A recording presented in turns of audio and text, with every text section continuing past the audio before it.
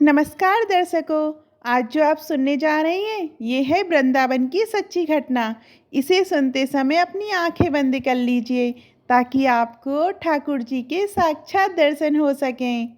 बहुत साल पहले की बात है। चांदनी रात थी। मंदिर के द्वार बंद हो चुके थे। धीरे धीरे बाजार भी बंद होने लगा। चारों ओर चांद की चांदनी बिखरी हुई थी। चांद की उस कोमल रोशनी में यमुना नदी, भगवान का भवन, राधा रानी का महल, कुंज की गलियां, पेड़ पौधे, निधिवन सब कुछ बेहद सुंदर लग रहा था। ठंडी ठंडी हवा बह रही थी। कुछ लोग पान की दुकान पर खड़े थे।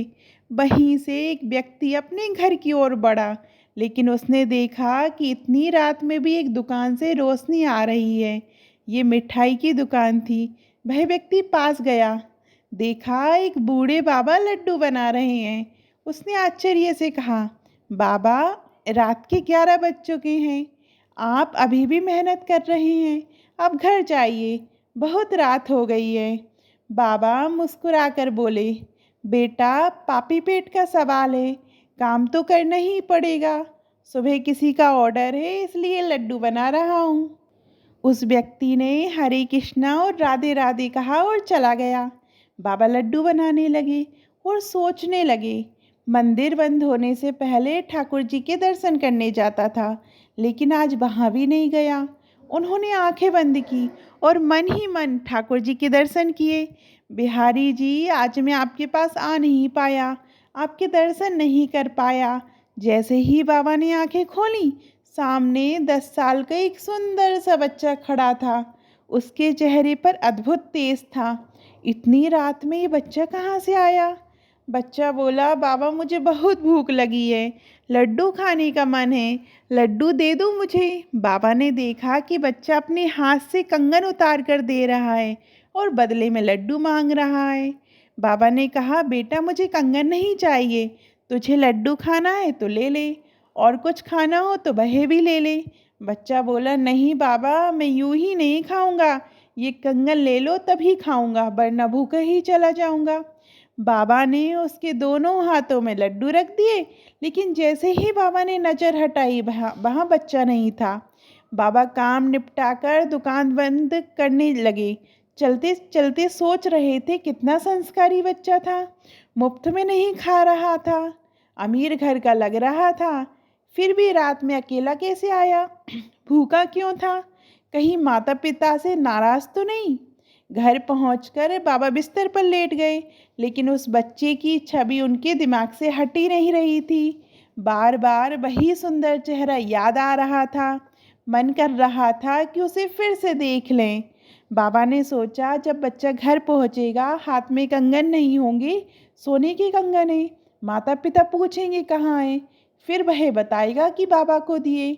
माता पिता के साथ दुकान पर आएगा, तब मैं उसे देख लूँगा। इन्हीं ख्यालों में बाबा सो गए। सुबह उठे, पूजा पाठ किया, दुकान पर बैठ गए और मन में वही बच्चा घूमता रहा। इतने में मंदिर के भंडारी जी आए। बाबा ने देखा कि भंडारी जी कुछ उदास हैं।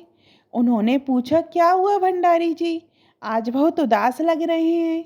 भंडारी जी बोले, क्या बताऊं बाबा, ठाकुर जी के कंगन चोरी हो गए। कल मैंने अपनी आंखों से देखा था, उनके दोनों हाथों में कंगन थे।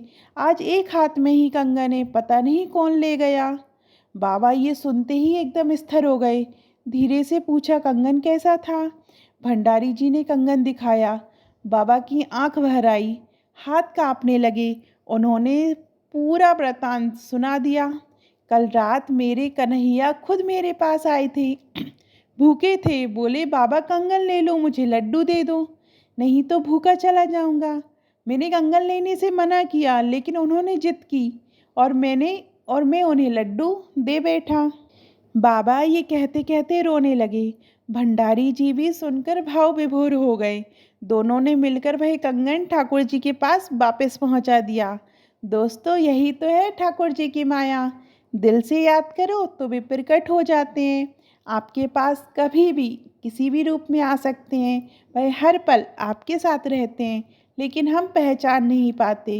श्रीमद् भगवत गीता में भी उन्होंने कहा है, मैं हर जीव के साथ साक्षी भाव से रहता हूँ, बस एक बार सच्चे मन से पुकार कर तो देखो, आपको भी ठाकुर जी की अनुभूति होगी, क्योंकि वह हमारे पिता हैं और हम उनके संतान। वह हमसे बेहद प्रेम करते हैं।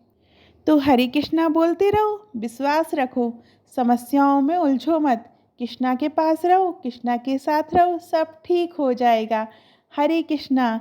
आपको ये कहानी, सच्ची घटना कैसी लगी कमेंट में ज़रूर बताइएगा। और अभी तक आपने हमारे चैनल धार्मिक चमत्कार को सब्सक्राइब नहीं किया तो सब्सक्राइब करिएगा। धन्यवाद।